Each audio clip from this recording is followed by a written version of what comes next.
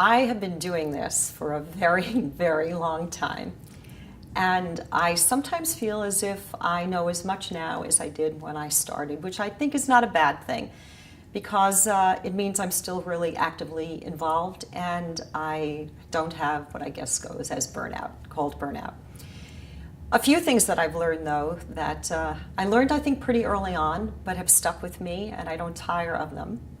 One of them is that you have to show up. As a coach, you have to show up. You have to be present. I don't think, certainly coaches often are administrators. They also have to do a lot of paperwork, and frankly, I find that I'm doing even more of that now than when I first started this. My team has gotten larger, and somehow it seems that the demands of it, what I call administrivia, have increased. So I'm very often now, you would think that something like a computer would save you time, but I think in some ways it's made more work. So I'm doing a lot of that. But I know also that it's really important to be in the trenches with the students. I don't have an assistant coach. It's just me. I do the whole thing. And it's very easy then to get lost and just have the students know you as a name. But I think it's really important to make your presence felt, just as I think it's important for administrators in schools to do the same thing, to be visible.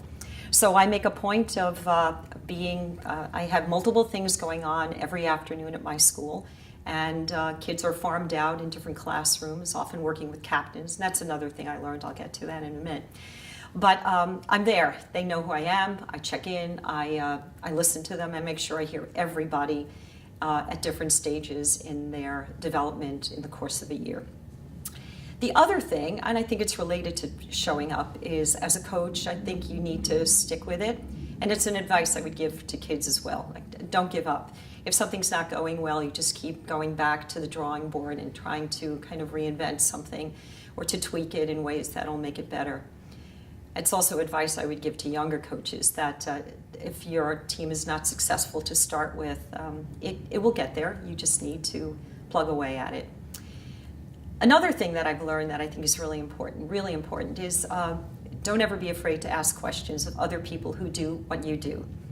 And especially if you've been at something for a long time, the sense is that you know all the ropes, and in lots of ways you probably do.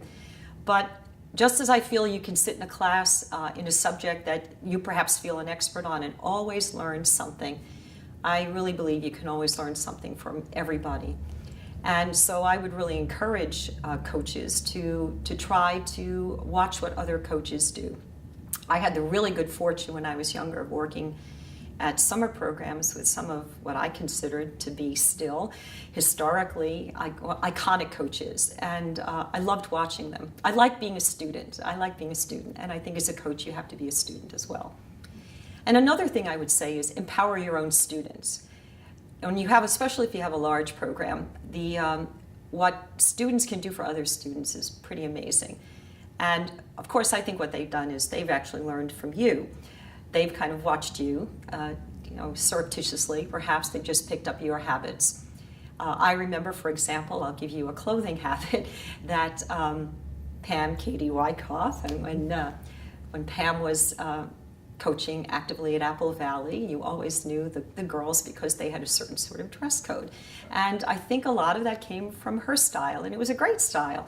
And it became identified with the school, and it set a trend not only for them, but for other young gals to look a certain way. And it was very, what I would say, very ladylike, and that works very nicely for me.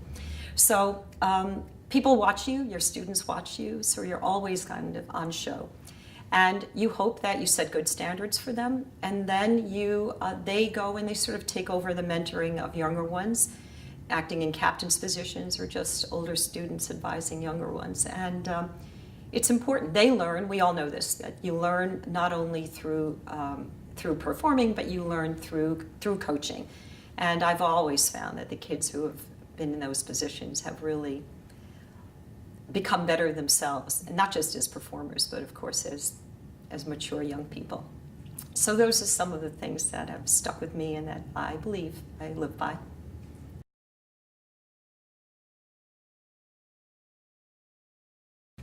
First of all, I think it's hard to get brand new coaches. This is an activity that demands a great deal of time, and it demands a great deal of time not in the school day. It's post-school day. And of course, as all of us who coach know, it's weekends.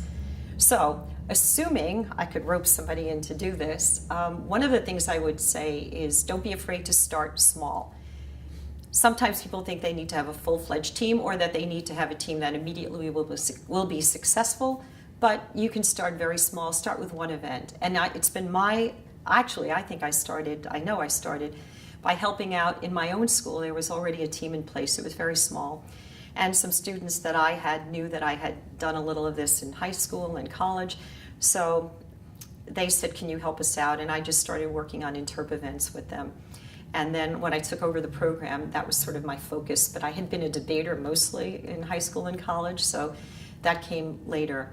But even with somebody who doesn't have any experience, I think, just start with one event and even a couple of kids. It doesn't matter. But what does matter, I think, is really critical, is that you need parental support. You can try, your administration may support you, but parents often drive a program. And sometimes you don't have administrative support. You have to actually sell the program.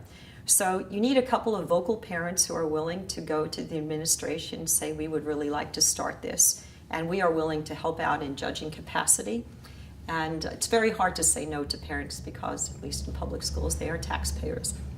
So that's one thing. Another thing I would say related to who is on your team is I don't hold auditions. We have something called funditions, which is simply a way for me and the older students to identify a face and a name initially and just get a sense of what somebody might like to do, because often kids come into this activity and they think it's just debate. And as we know, it's a lot more than that. But I hold those and I don't exclude anybody. My credo is that if you're willing to try to become better at this, you will become better at this, and I would love to work with you. And some of the most successful students I've had, personal successes, have been those kids who have really never won a trophy, maybe won one, broke it around, but have come away with, I think, really good life experiences from this. So it's really important not to marginalize the student who may not be coming home with the hardware. I think that's really critical.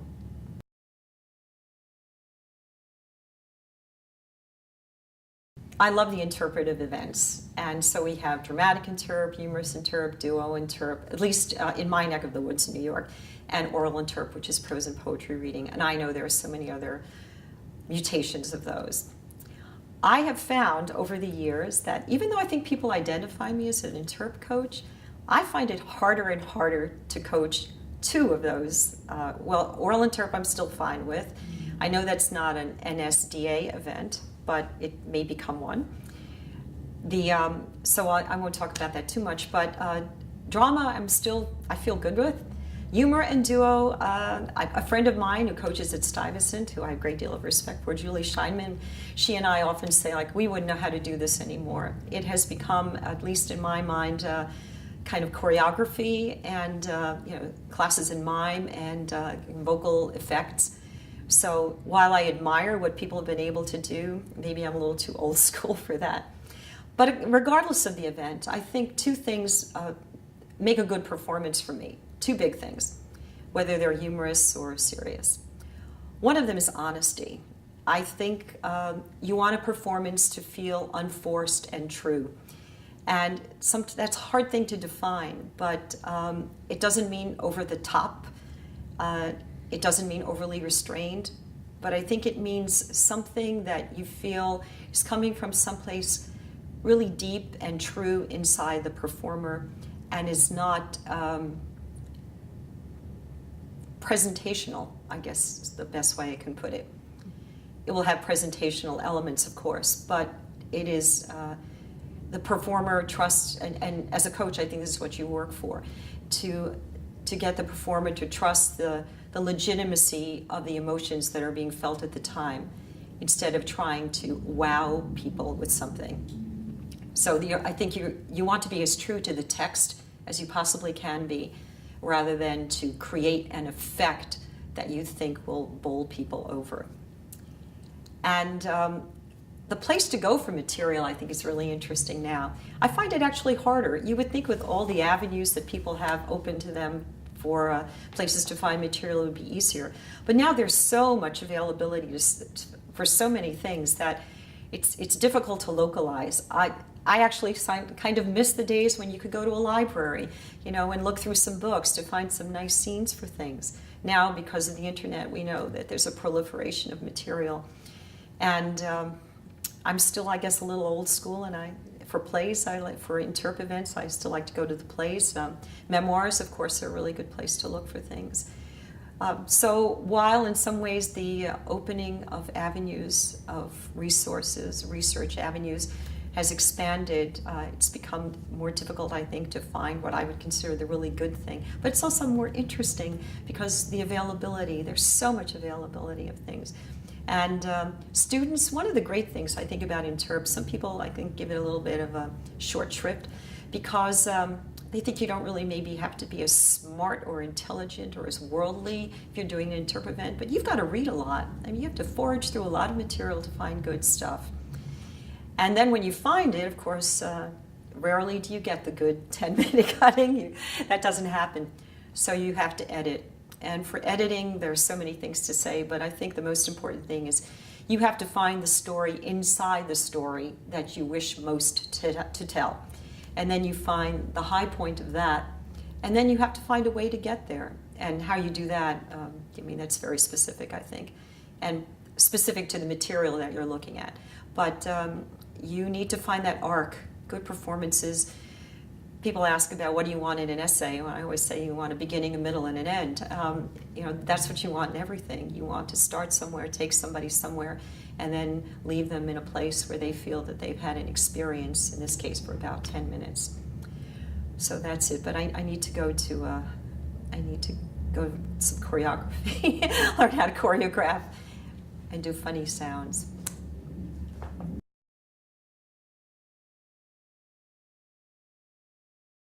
So having been born and bred with a little stint in Wisconsin for graduate school in New York, the tournaments that I've taken my team to have been essentially Northeast area tournaments, but a couple of them stand out for me as rather different. Early in my career, I took a team to McGill in Canada because they were holding a debate tournament, and this was when my team was really small. And I had a few kids that were good debaters, and I said, let's just go. So we took Amtrak up to Montreal, went to the tournament, had no idea what to expect. It was a parley tournament, and I thought, let's just see what this is. And here's the point, though. If you're good at something, you're good at something. And these kids adapted and ended up winning the tournament. So I used to say that we had an international reputation, at least for one tournament. On the other hand, sometimes I've taken this team south, so I remember when we went to Emory until it conflicted with our exam schedule. But Emory, as we know, is in Atlanta, and they don't get snow in Atlanta. But when we were there one year, there was a little bit of ice on the ground, marginal, very, very little. By New York standards, it was laughable. But as New Yorkers, we got a kick out of them canceling the entire tournament at Emory. So we spent that time watching movies because the plane tickets were booked and we certainly couldn't take the team back home early. So we ate a lot of good Georgian food, a lot of barbecue, and went to multiplexes and watched films. So that was a good use of the district's dollar. It was exciting, though. And as for New York tournaments, my favorite New York tournament, I'm president of a local league, so we have tournaments every single weekend when there's not a holiday weekend or the summer, of course. Other than those, we're there. We're at some school doing our thing. But my favorite New York tournament is the district tournament, formerly NFL, currently NSDA. And the reason I like it is because it's a cross-pollination of people. Often when you go to competitions, at least in New York, you will see pretty much the same competitors. Kids know each other really well. Coaches know other students from schools. Judges tend to identify, even though everything's anonymous, presumably. People know where you're from, and they have certain, they've developed feelings for whether they, I guess, like you as a performer or not. But the district tournament, even though it just takes us, say, about 40 minutes outside of where we live, because it's the entire New York City area, so that would be Staten Island, Brooklyn, Queens, and Long Island and Manhattan. The judging pool is different, so it's cross-pollination. So you're being judged by people from other schools, and I like it. I like that. And should the districts ever split, I mean, I still would like to have the judges from the other districts judge our students and ours judge theirs, so that you're not seeing the same judging pool all the time. Plus, even our district isn't particularly large. I think it's highly competitive, and we have a great deal of respect for the schools that participate in the programs in the New York area. So that's my favorite tournament, the NSDA.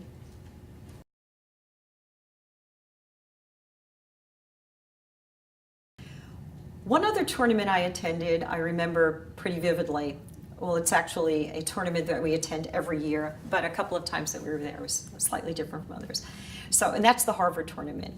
So whereas in Atlanta, you're not expecting any snow, at Harvard, you're expecting snow. You get snow when you go to the Harvard tournament. You bring all the foul weather gear that you own.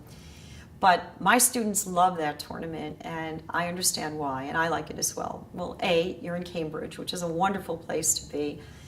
B, there is a lot, I don't want to say a lot of free time, but the schedule is set in such a way that you will have time in between rounds. So rather than go back to your hotel, which I'm not a big fan of, people will tend to walk around, buy things, so they get the Cambridge vibe. A particular memory that I have of that tournament, and this is before the time of cell phones, so I guess we have to bless them for this when you hear what. One year we were there, and they had made an error in tabulating the results that would accept students into the final round. And so the final announcements came out, and a student who made it and another student who did not, so he just started walking around Cambridge. And then somebody contacted me and said, oh, error, Andy Shader is supposed to be in that round. So how do you go find a student that you have no idea where he is? And I didn't have a phone with me. Miraculously, somehow, the people said, we think he's here, we think he's here. So they found him, they brought him back. And then, of course, what's supposed to happen? You have to win the tournament. So yes, Andy, he did. So Cambridge has special memories, Harvard has special memories. And one other thing I really like about that tournament, for some reason, a lot of my grads end up in that area. And two things about that are particularly nice. A, as a coach, it's great to see your alums as grown-ups doing things that they love, and sitting down and having a lunch with them in some little Cambridge eatery. And the other thing is that students, when they come by, the current students get to see them, and it's almost a forecast for some of them of what, you project yourself into your future. And so they see these guys and gals and think like, oh, this could be me in a few years. One of them currently is the attorney for the Boston Red Sox, who I don't think when he was in high school ever thought he would do that. He thought he'd be a politician. Another one's an entrepreneur, the ones that are currently there. So it's special for me to see them, and I also kind of want the students to see them too, to know that there's a life after this. Of course they know there's a life after this, but that there's a life after this, and that what you're doing now will somehow find its way into what you will be doing later. And in all cases, they all say, this is such a great thing that I did in high school. I really prize this, stick with it.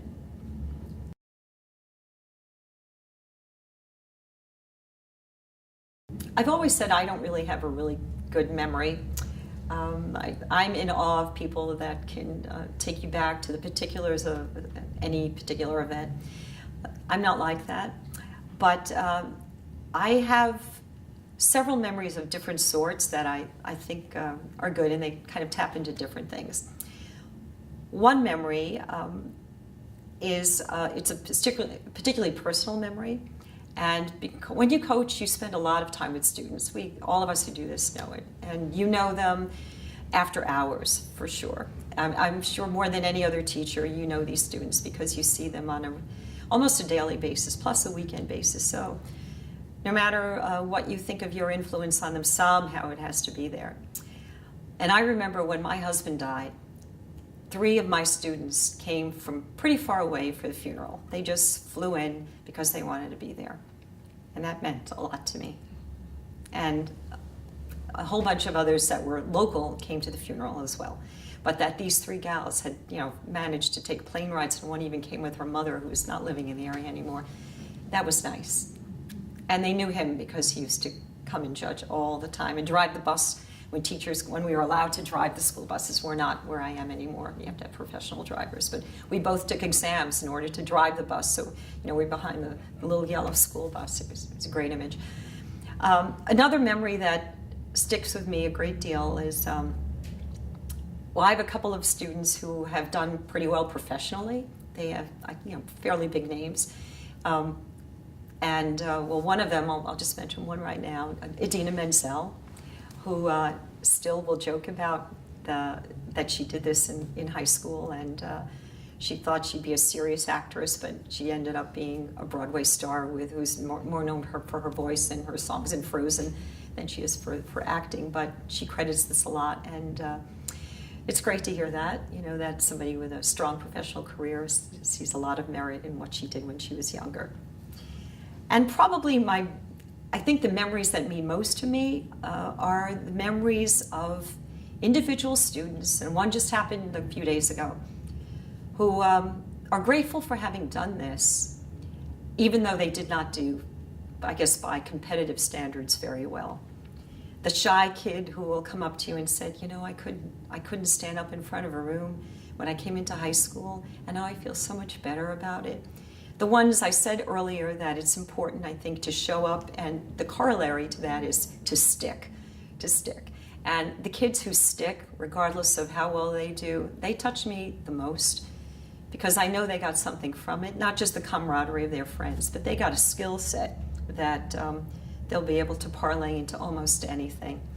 And so maybe not a single student, but for the kids like Jake, who just 3 days ago came up to me and just said, I want you to know how much I really like doing this. Quiet boy, who sees a real value to having spent 4 years, a little bit of interp, a little bit of debate. He tried everything. And it didn't matter what he brought home in terms of a trophy. Or it might have mattered, but I don't think it matters now. It's good.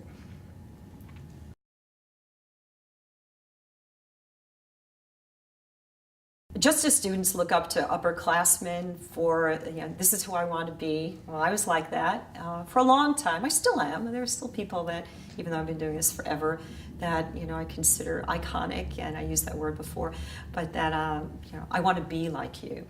When I first started, there were a few people that really stuck with me, and some of them I didn't know. I just knew their work.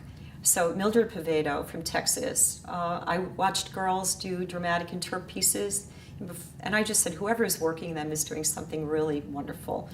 And then I found out it was her. And I never met her, but I felt I kind of knew her through the work that she had done. And I applauded her. I wanted to emulate that. And then I have what I would call my troika of people that I looked up to when I first started. They all happen to be men, sorry. But one was Joe Wyckoff.